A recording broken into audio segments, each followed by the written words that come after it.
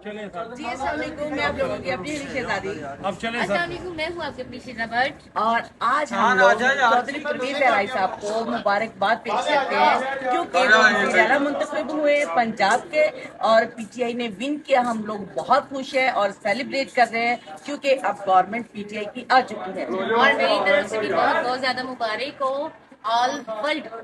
और मैं स्पेशली अपने इमरान खान साहब जो हमारे लीडर हैं, जो हमारे हीरो है, और उनके लिए उनको स्पेशली मुबारकबाद देना चाह रहे हैं। हमें इस चीज़ का रिजल्ट भी दिया है कि आज पीटीआई की गवर्नमेंट आई है। हम लोग हमेशा पूछते हैं और इस यकीन पे कामिल थे कि यकीन था हमें कि पीटीआई की गवर्नमेंट जरूर आएगी। और अल्लाह का शुक्र है कि गवर्नमेंट आ गई पीटीआई की, नहीं तो इसने तो जहर खा के मर जाना था, मैंने अकेले रह जाना था। Very good very good very good. PTI जिंदाबाद, इमरान खान जिंदाबाद, अनीशा रानी जिंदाबाद। पाकिस्तान जिंदाबाद। Love you all ji, thank you so much.